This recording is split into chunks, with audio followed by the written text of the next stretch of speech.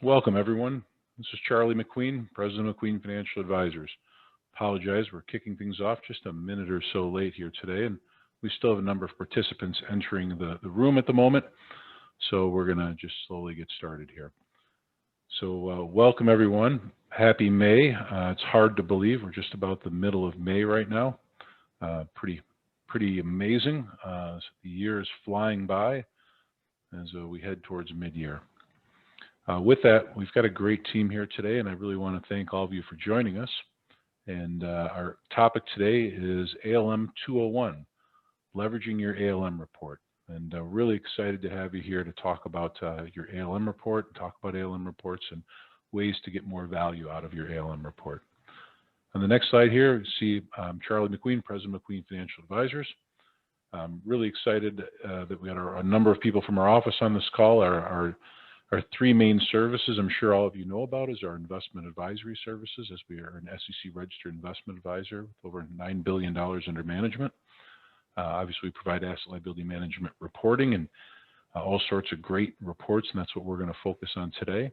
And then the third group is our valuations and transaction advisory group.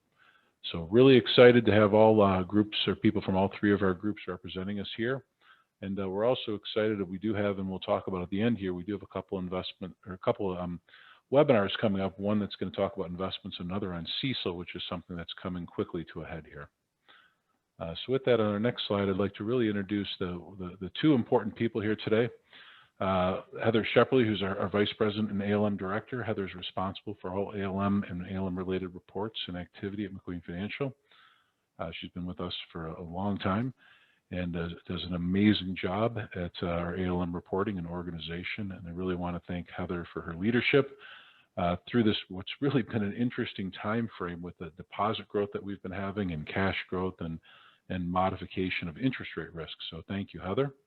Also, we have another great leader in our organization, Dan Freelo, who's a senior advisor. Dan is one of our lead ALM advisors and responsible for a lot of advice giving and help and actually internal teaching of people and all sorts of different things. We really appreciate Dan's expertise. He's been in the industry for a long time, and Dan's coming for us from his California office. So Dan, thank you for being here with us, and Heather, thank you for being here. It's really great to have the two of you here. You have such great knowledge in the industry, and I'm looking forward to learning what you have to share. On the next slide, we'll see here that if you do have any questions, the Q&A icon is on the screen. You might have to move your mouse a little bit to get it to pop open, but you'll see Q&A. Throughout the conversation, Heather and Dan will be addressing the questions, or they may address them at the end. If you'd like a copy of the webinar, please reach out to your McQueen Financial advisor, and your advisor will direct you to get a copy of the presentation. So with that, on the next slide, without further ado, I'm going to hand over to Dan Freelo to kick off the agenda. Thank you, Dan, and thank you, Heather. All right. Thank you, Charlie, and welcome, everybody.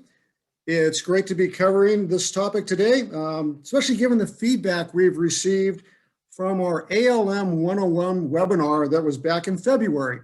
Also, given the ongoing challenges that all of you have probably been tackling every week for the past year. So here's what we're going to cover today. Again, this is a ALM 201 webinar, but we're going to do a short recap on our ALM 101 webinar. Going to go into some basic understanding of your interest rate risk results. We're going to look at measure spread and margin compression. That's on everyone's radar today. Looking at assessing the overall ALM position, kind of putting what do all those results mean? Covering some of the data that your ALM is probably generating, that we generate on a routine basis in our reports, cash flows, repricing, duration. I'm going to go over some of the model assumptions. They are important, especially in this environment. And last but not least, really making informed ALM decisions.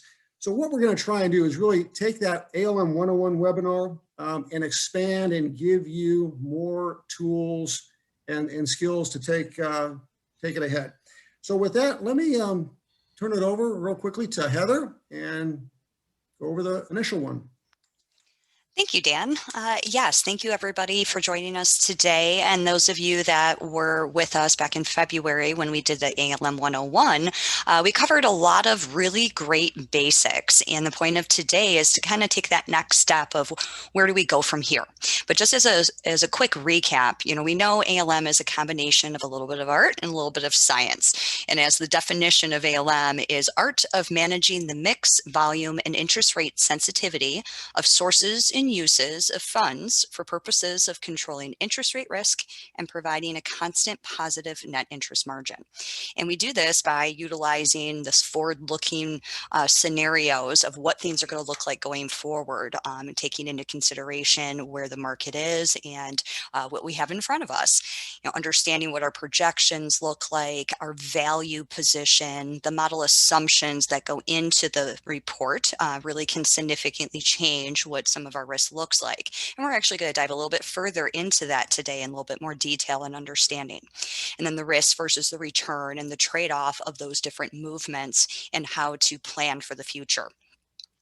Just being very proactive with our decision making and then managing the storm, as so to speak. And 2020 was definitely a great storm to start that conversation. But ALM is a great resource for being able to see the impact of new products, assessing whether we can take on more risk and staying ahead of potential problems. The purpose of this is to be proactive versus reactive. And today we can definitely expand on how to be more proactive.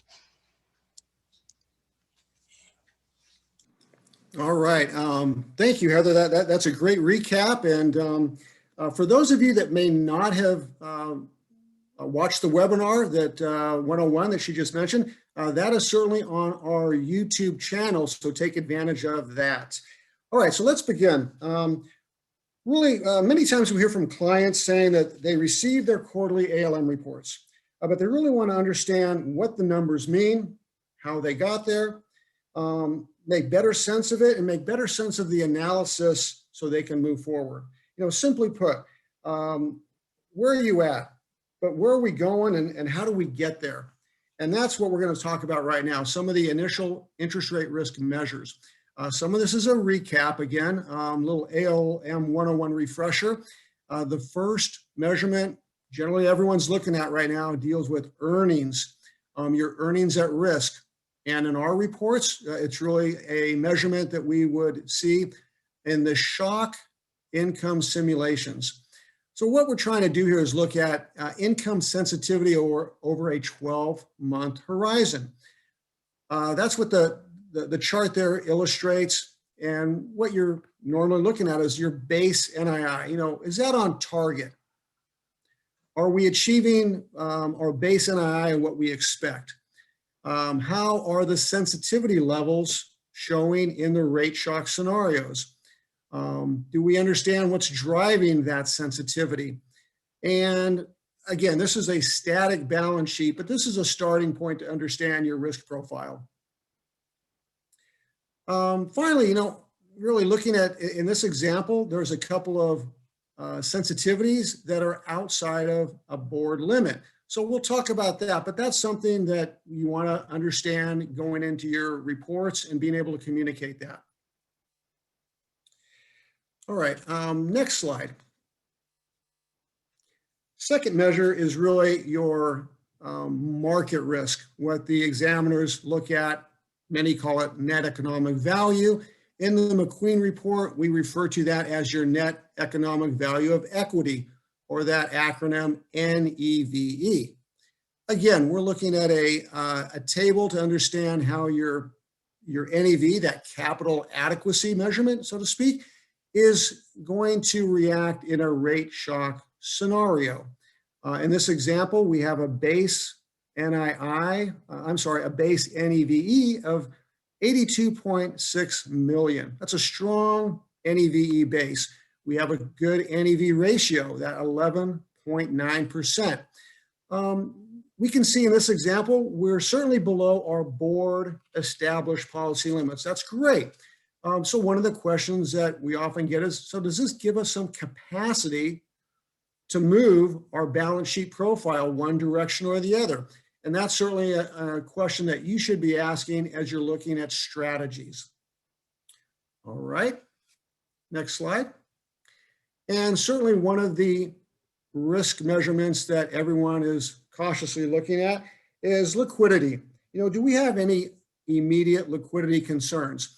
The examples I'm showing you right now are from McQueen's ALM reports, as well our ALM summary, as well as some of our detailed reports. So this is material that is in our analysis and our reporting that you have can take advantage of. So most of you are probably saying right now, don't have any liquidity issues, no shortfalls. We're swimming in liquidity. I'd argue, and many of us would argue, that you're probably sitting on way too much liquidity in overnight investments. That's a function of the market conditions today and what's transpired over the last 9 months with stimulus rolling onto the balance sheet from increased deposits. Well, this can have a material drag on earnings in the current rate environment. So the question is, can we afford that drag on our earnings? So again, looking at different interest rate risk measurements and trying to determine what do we do with this information. Next slide. Here's an example graph from our large ALM reports. It's going to illustrate the yields on our earning assets. That's the top graph.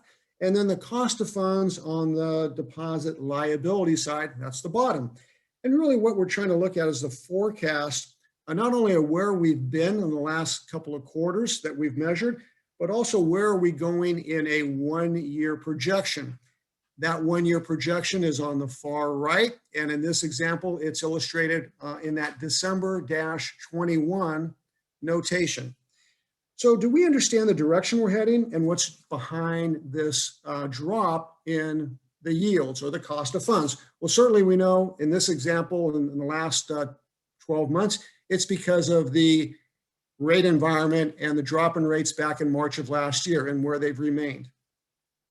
So going to the next slide, we're going to take a little bit more look at what this starts to translate from a spread and a margin perspective. Okay, again, these are graphs from our large ALM report package. Many of you might be looking at our ALM summary, but take advantage of the larger report. The information is great. It's a good starting point to kind of dive into the data. So in this, we're illustrating the net interest spread on the left, again, over a course of quarters that have been measured. And then on the right, we can see our net interest margin. And I'm sure everyone is kind of nodding their heads going, yeah, we have seen this on our balance sheet over the last 4 quarters, maybe 5 quarters or longer. But the important thing here is, can we afford to operate in this range that we're heading, that we're already there in the case of margins? And how long can we sustain this environment? We know basic financial institutions math. Your net interest margin is critical. That's the lifeblood of keeping the organization growing. So again, this is information that we should start looking at from our ALM interest rate risk measures and the reports. Moving on. All right. Let me pause there for a second. Some good questions to ponder as you start going through your results, either with yourself, your management team, or with us as the advisors, which we strongly encourage. Were any of the results a surprise? Are we comfortable where the risk results are, where we're at right now? What are we doing about margin compression? Can we or should we be looking at duration risk, adding some duration risk given the risk environment that we're in right now and where we might be headed? Is our budget plans or our budgeted balance sheet moving us in the direction we need to go? And then last, do we have the expertise or the skill sets to really take it in that direction? Can we execute the strategies that we need to? Those are questions that you should be looking at every time you measure and assess your risk profile.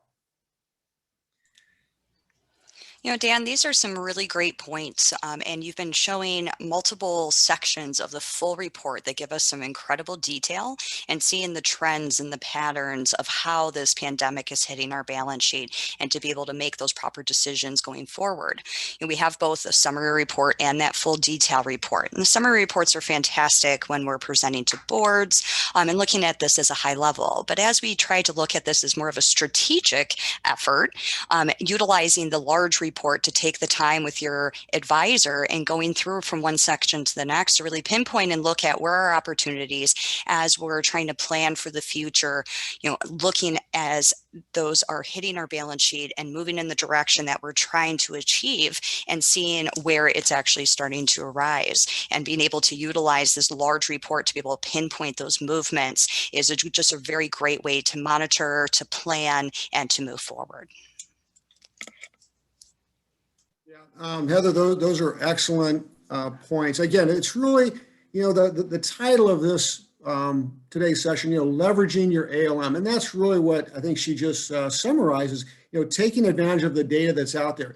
Go ahead and turn to the next slide, but really, taking advantage of that in addition to some of the stuff you already have at your fingertips internally. So what I'm showing here is really just an example of what a client can start, with as you look at your results. A simple way to try and start putting the pieces together, so to speak, review the actual ALM results. And it's important to look at them individually and collectively. Do I understand how each of these pieces measure out and what it means? But collectively, can we start formulating some options and ideas from that? Draft some questions and some observations. And really the takeaway is starting to formulate actionable ideas and strategies. Now, again, with kind of a disclaimer, every balance sheet is different based on the client base, the composition of your earning assets and liabilities, market, competition, et cetera. So every result and the recommendations can vary, but this is a good way of trying to put the stuff out in front of you and start with a plan. All right, next slide, please. Okay, listen, I think we all know if we have to look at our risk position, we all know where we want to be. Really, the takeaway here is, it takes careful planning and really the right crew to keep your balance sheet on course. Staying the course on where you want to go, on a safe course. Sometimes that requires changing of your plans to avoid, unexpected conditions, 2020, or hazards that we encounter that come up in our execution strategy. So kind of a takeaway, but we know where we want to be. All right, moving ahead. Have you turn to the next slide. We're going to start looking at the ALM data now. And here is really just a summary. Again, we're talking about leveraging your ALM data. Now that we have a better handle on our position, we just talked about kind of scoping out where you're at. Now we want to talk about, how can we use your own data, our ALM data, as well as your own data, your management reports, and your own expertise and knowledge of your balance sheet to start looking at suitable options and strategies. The point is, now let's start formulating some options to move us in the right direction. There's always usually more than one. So here is just an example of some of the relevant ALM and market data that you could start assemble. Some of this is coming from your ALM reports. We talk about cash flows, understanding sources and uses. This information is in our ALM reports. For those of you that run your own ALM model or have somebody else doing it, for instance, this is the kind of material and the data that you should have at your fingertips. Understanding how the balance sheet is going to perform, cash flow data, repricing, maturity schedules, duration information, duration estimates, weighted average life, et cetera. Understanding the key model assumptions. Again, those are going to influence how a model is going to handle and interpret the balance sheet and how it's behaving. So these are all critical. Next, we want to look at your lending and deposit projections and forecasts. Now, some of this is not in an ALM report. You might have it elsewhere on your management reports. You guys are constantly looking at your lending environment, new programs, deposit campaigns, anything like that. Although deposit campaigns really aren't necessary right now, everyone's trying to kind of hold that line with the massive inflow. Looking at investment options, alternatives to your current investment portfolio and what's on your strategy. All of these are relevant pieces to start formulating strategies. And Dan, this next section is going to be a really great tool to be able to pinpoint and identify exactly where these opportunities lie. And this is the great part with that detailed report. It gives you such a good, clean breakdown of exactly where these expectations are and where opportunities stand. Yep. A great point, Heather. Again, kind of diving into some more data, so to speak.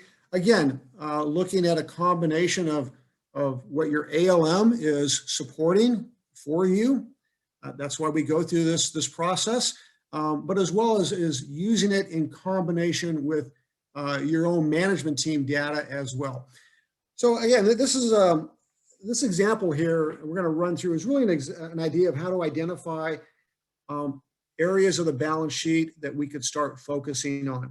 Now, the examples I'm going to go through might be a little different with every balance sheet, of course, or what you have at your disposal from a data perspective.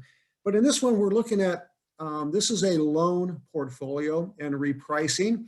You might have it on a sources and uses or repricing schedule. But the key takeaways here is starting to look at what's coming off the books, what's repricing on my loan side in the next 12 months, in year 2. Now, these are the balances that we hope to put back on through loan growth, through our efforts, our marketing campaigns, et cetera. But we also have to contend with the balances that are naturally rolling off. They have come to maturity, but also the ones from prepayment expectations. That's been a huge component last year, really in the last 9 months with mortgages. So identifying that type of balance runoff, so to speak. Year 1 is the primary, what are we looking at in the immediate? Also looking at year 2, get a little bit bigger perspective. Now, this is important to help kind of lay the foundation on what we want to tackle. All right, moving on to the next slide. This is really a repeat. We just talked about looking at loan cash flows a moment ago. Now we're looking at the same thing, but on the investment portfolio. Again, most institutions, we're using that, the investment portfolio to supplement the earning asset side. We know we have a certain level that are driving our member loan demand and the expectations out there. What we have extra, we want to deploy on the investment side in a reasonable manner. And this example, pretty good example of a very diverse investment portfolio. But again, we want to identify runoff. What are the balances that are coming due? And what do we want to put on our, so to speak, radar as we're going to have to manage going forward, especially in a lower rate environment. That's the key in today's environment right now. We have repricing risk both on the loan side and the investment side, that all these higher yields that you've had on for maybe a couple of years are rolling off, and the challenge is putting them back on at an acceptable yield. And we know that those are not where they were at a couple of years ago. So putting this piece together with the loans is starting to help you identify what targets you need to start to manage to, the focus. All right, the next slide is really on the deposit side, on the funding side. We know that we have term deposits. Those are very easily identifiable on your balance sheet, what type of term deposit and when they might mature. You also know how they're going to reprice based on your current pricing strategy.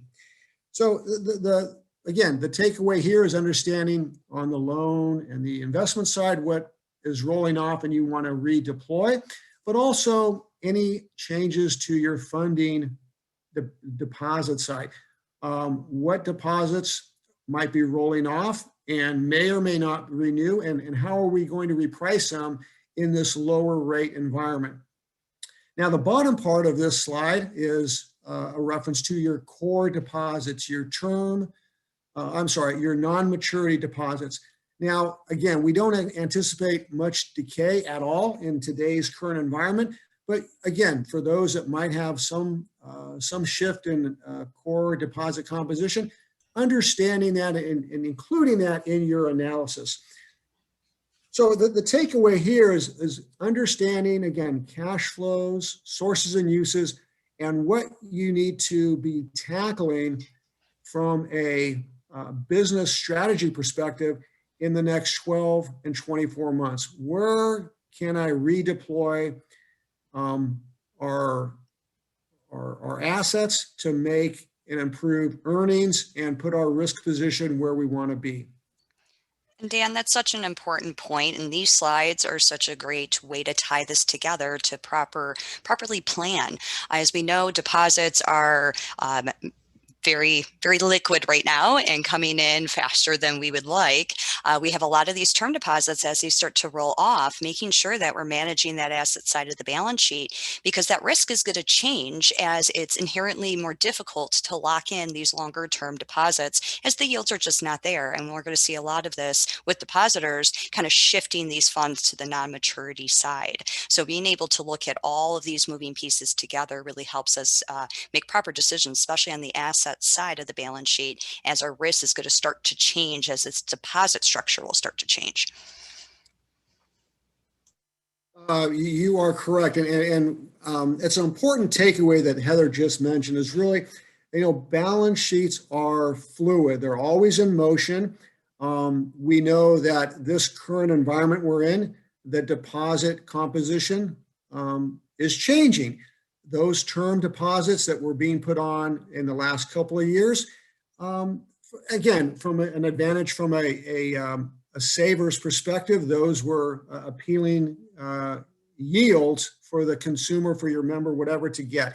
And now that's not necessarily the case. So we're seeing that shift back over to the non-maturity deposit side.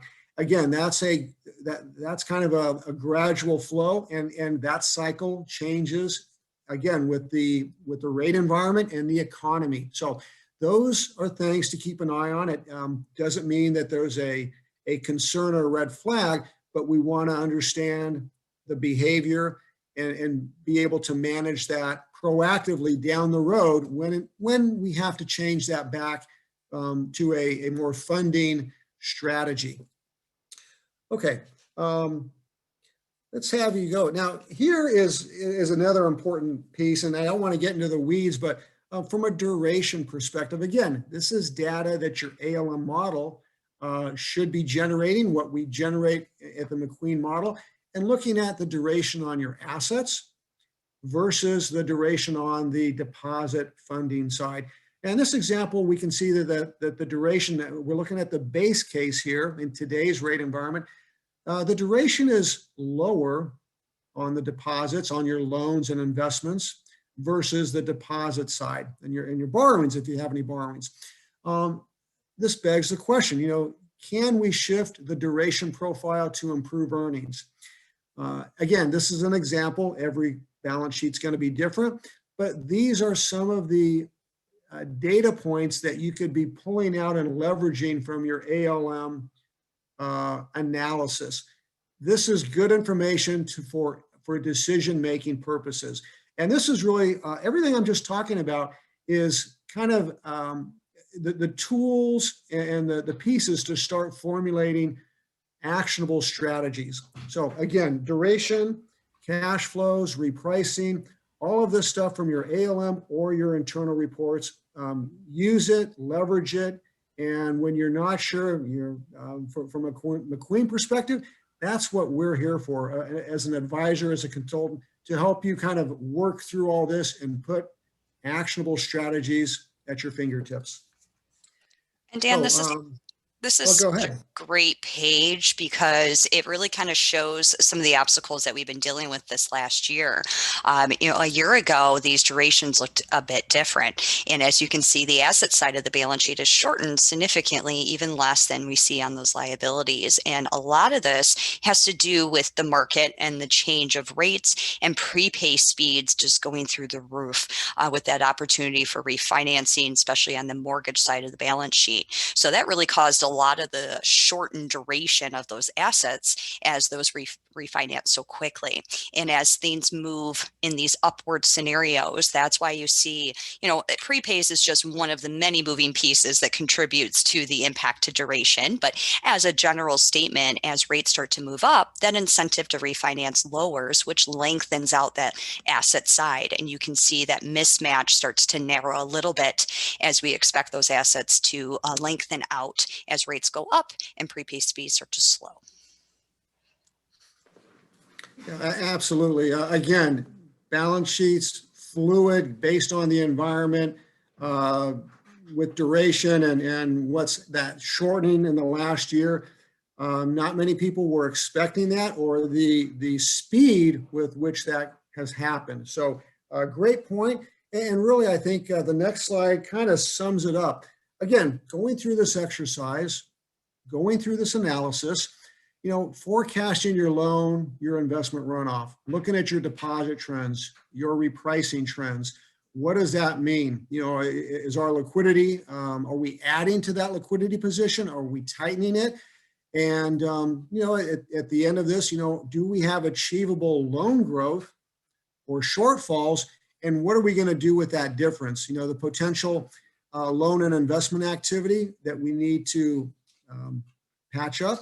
Those are the things that are going to work in your favor to start formulating actionable items. Formulate options. That's the key to effective ALM and profitability management. All right, as we're going through this now, ALM modeling.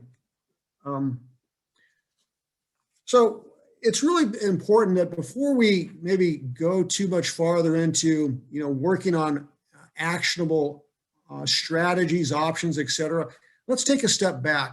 This was covered in ALM 101 really briefly, but it's important to make sure your model assumptions are reasonable. Are you looking at them annually or more frequently during some volatile periods? Last year was a perfect example. Review them for reasonableness, especially before you start doing some what if scenarios. We're going to get into that in a moment. Budgeted balance sheet, when you start looking at your budgets. Now, many clients are starting, they've already looked at, when they formulated their budget last year, back in September, October, November, some of the assumptions were, there were a lot of wild cards, so to speak. Some of those assumptions now in 2021 are getting a bit clearer. So again, looking at your assumptions in the model from an ALM perspective will help generate more useful information to act upon. When you do assumption sensitivity testing, again, you want to make sure your assumptions are starting off at a reasonable point. This is really important. If you are considering changing any ALM policies, for whatever reason, let's make sure the ALM model is at a good point, it's reasonable to support your policy limit decision making. And then certainly if you're looking at a validation, a third-party validation, you want to make sure your assumptions are in order. Again, as reasonable as possible before you go and start leveraging that for the next step. What if scenarios. So a couple of examples here on the next slide is really prepayment speed behavior. Both Heather and I have talked about this a few times now in today's session. Prepay speeds can change rapidly. We saw that, 8, 9, 10 years ago in the last recession. We're seeing it again in the last 9 months. We've had record low agency mortgage commitment rates, I think 10 or 11 in the last, probably 3 quarters. Actually last year, second, third, and fourth quarter of last year. The takeaway is that all impacts the prepay speed of the loans on your books and even mortgage-backed investments that you hold. So you want to make sure that you understand how those speeds are affecting you and in the model. Inaccurate assumptions going to give you inaccurate results. And so the graphs here are just an example from December of 19 through December of 2020. Some pretty big jumps there. Dan, I love that comment. Inaccurate assumptions means inaccurate results. How important this is. And this is something that you see time to time from examiners of one of those pieces of assumptions that they love to see validated for accurate results and accurate output for accurate decision making. And prepay speeds is definitely one of those moving pieces that we want to go back and test at some point. So something to always keep in the back of your mind of considering doing some prepay studies just to make sure that we're capturing the proper speeds that apply to our balance sheet. Yeah, absolutely. And what Heather and I are talking about here is, again, from all the assumptions, is making sure they're reasonable. We talk about ALM being part art, part science. Again, these are moving pieces with the interest rate risk environment, the economy, and so forth. But making sure that the assumptions are contributing to model efficiency, model accuracy versus working against you. So great point. And the next slide is really a kind of an important point because of what most everyone, the audience, has seen on the deposit behavior in the last 12 months.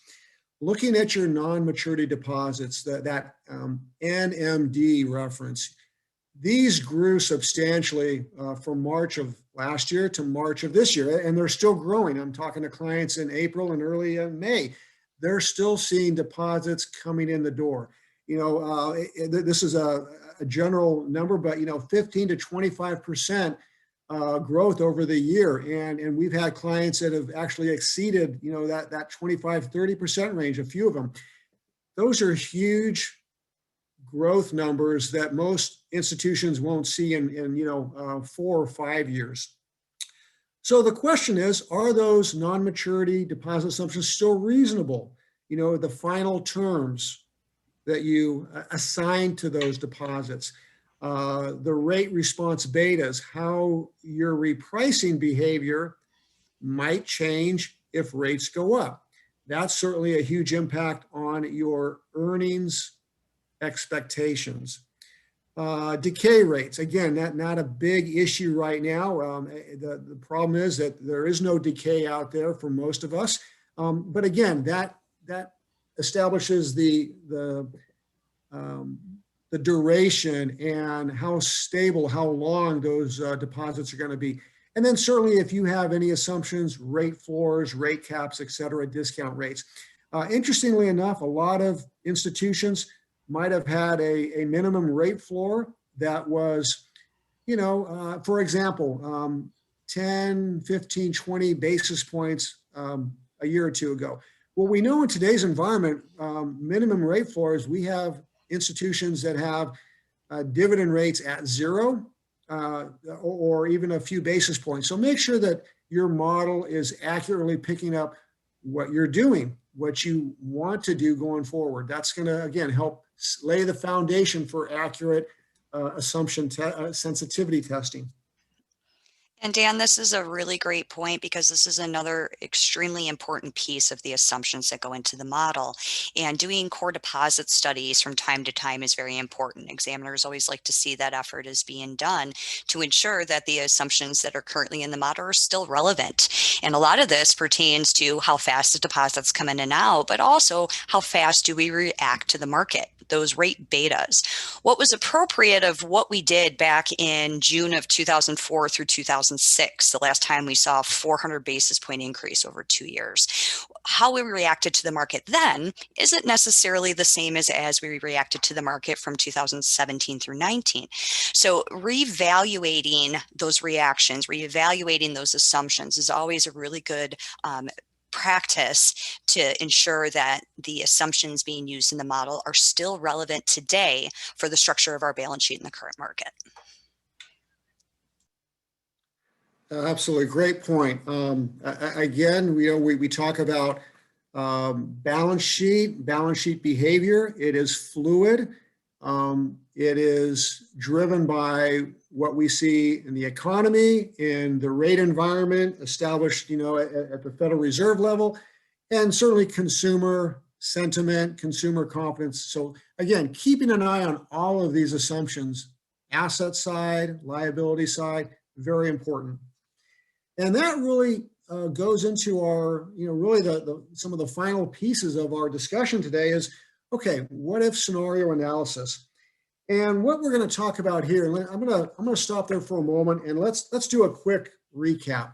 The whole concept of today's discussion is leveraging your ALM data, leveraging your reports, understanding where you're at. What do the risk measures tell us?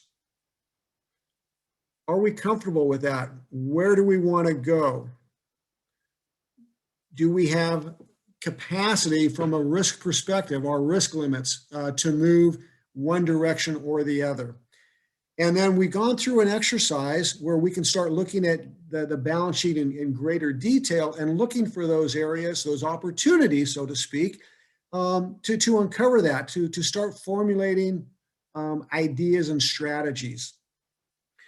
All right, we talked about assumptions. So if we have our assumptions, we looked at them, everything looks good from an assumption perspective. Again, it's part art, part science, but okay, we have the model set up to start. It's going to be our tool to start looking at workable, actionable items. So again, testing the balance sheet and using what we call what-if scenarios. Now, these are part of the McQueen service. If you're an ALM client, we want to help you formulate strategies to look at. Can you grow existing loan categories?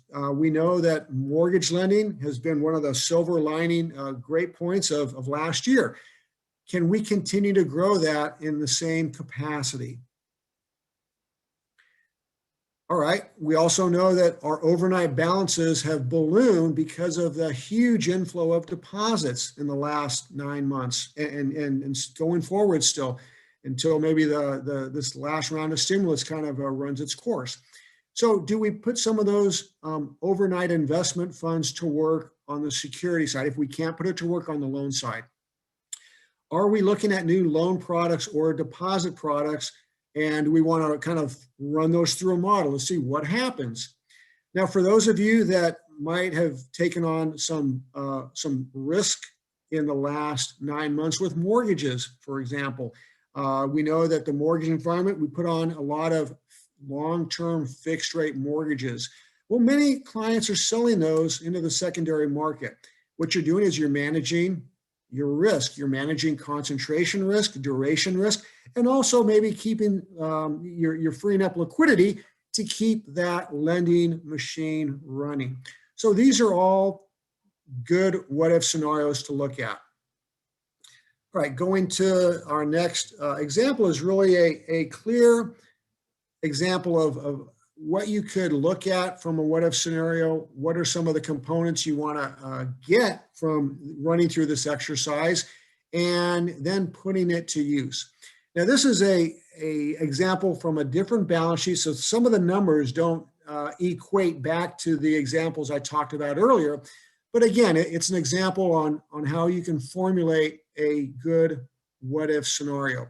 In this case, we're looking at redeploying overnight investments or overnight funds.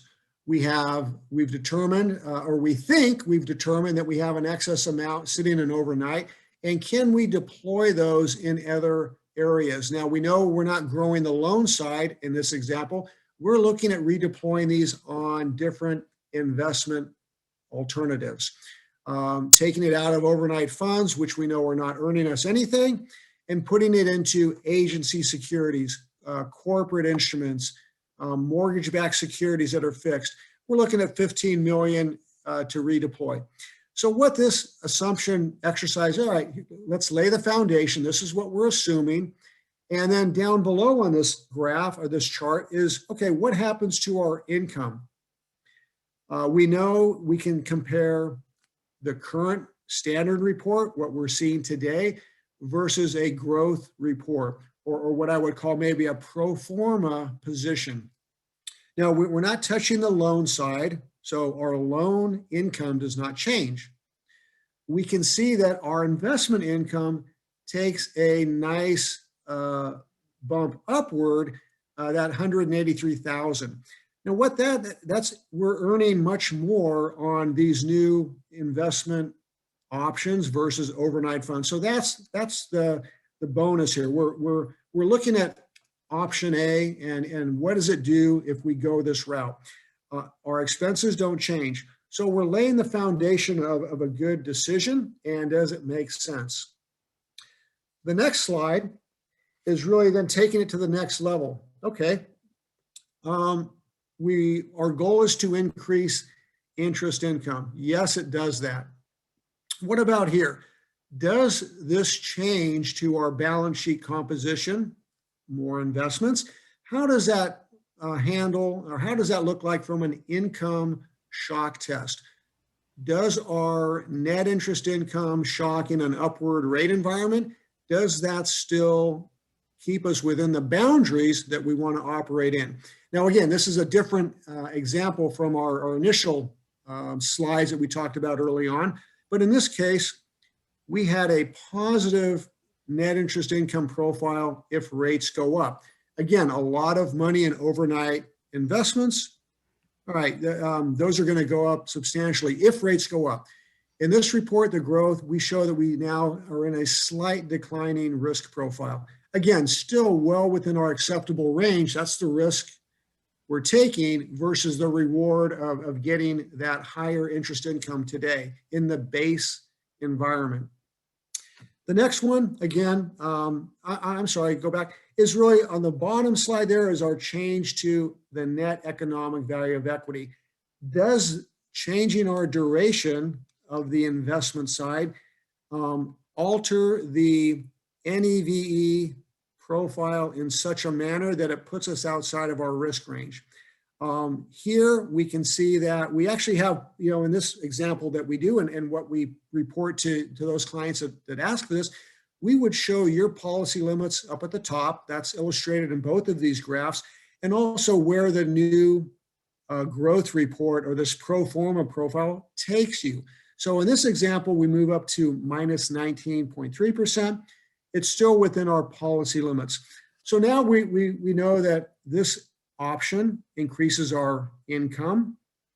It keeps us within our board policy guidelines. So those are what we're looking for. We want to get that answer and have that at our fingertips. And the last slide is really a summation.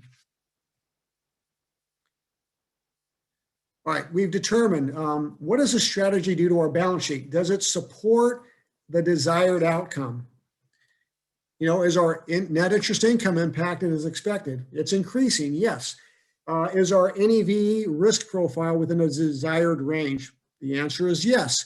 About our liquidity position, while we didn't go through that example here, we know that freeing up that cash that we talked about kept us within the liquidity position comfortable for this balance sheet. And again, we were in our guidelines, our risk limits. The answer is yes. So all of these pieces help address a what if scenario, and is that a suitable option to consider to take to the next level? Talk to your team, talk to the ALCO, and again, whether it's a investment strategy like this, growing your mortgage portfolio, shifting the composition, all of these are suitable what ifs to look at moving your balance sheet performance where it is today to where you want to be in the future. And that's really the goal of leveraging your ALM data, looking at it beyond just what the risk measures tell us today and taking it in the direction you want to be. So with that, let's sum up today's report, today's webinar. And again, understanding the individual ALM risk results, as well as looking at them collectively. That's the important point. A lot of us understand them individually, but let's put them all together and see the big picture. Looking at your ALM data to formulate strategies. Again, talking about the ALM data plus what you have within your management team. You know, reviewing the model assumptions and updating them when they're appropriate and when you can support those model assumptions. We just don't want to update assumptions without supporting backup. And then what we did towards the end, we tested and validated some options in a what-if scenario. Again, can these options work in our favor? At the end of the day, it's really about strengthening your ALCO decision-making process, and all of these are proactive steps to do just that. So that concludes my comments today. I'll stop there, and Heather, I'll open it up to any other comments or feedback that you have. Thank you, Dan. We did have a question come in asking about the weighted average yield and how that's being computed. One piece that McQueen is very good at is taking line level detail to give a true weighted rate. So when we look at our yields on our loans, our investments, and all of our deposits, we actually calculate that on a line level basis. And that's how that data is computed and presented in the report. So far, that looks to be the only question coming in, so that is open to anyone that has any additional questions as well. And it looks like, Dan, you've done such a wonderful job. You've answered everyone's questions this far. So, Yeah, I think, excellent.